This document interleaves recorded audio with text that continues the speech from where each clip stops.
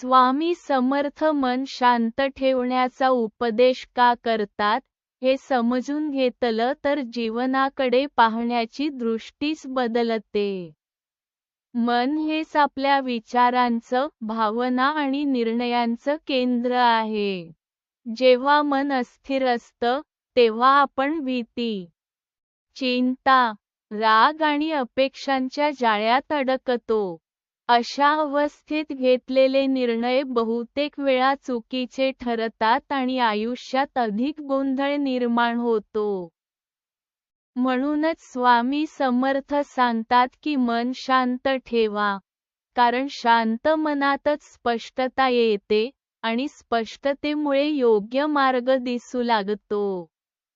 मन शांत केल्याने केवळ मानसिक शांती मिळत नाही, तर आध्यात्मिक प्रगतीसाठीही ते अत्यंत आवश्यक आहे. जेव्हा मन स्थिर असतं, तेव्हाच नामस्मरण, ध्यान आणि देवावरची श्रद्धा अधिक खोल होते. अशांत मनाने केलेली प्रार्थना फक्त शब्दांपुरती राहते, पण शांत मनाने केलेली प्रार्थना हृदयापर्यंत पोहोचते. म्हणूनच स्वामी समर्थ श्रद्धा आणि सबुरी यावर भर देतात, कारण श्रद्धा मनाला स्थिर करते आणि सबुरी मनाला शांत ठेवते.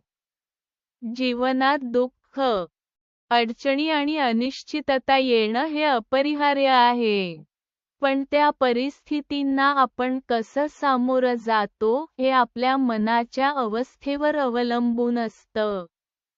शांत मन असलं की आपण प्रत्येक समस्येकडे संयमाने आणि समजुतीने पाहू शकतो.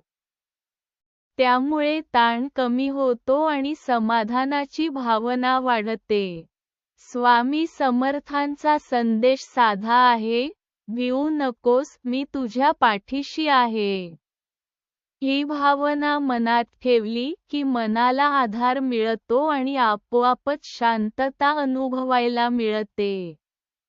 शेवटी, मन शांत ठेवणं म्हणजे बाह्य परिस्थिती बदलणं नाही, तर आपल्या आतल्या अवस्थेला संतुलित करणं आहे. जेव्हा मन शांत असतं, तेव्हा आनंद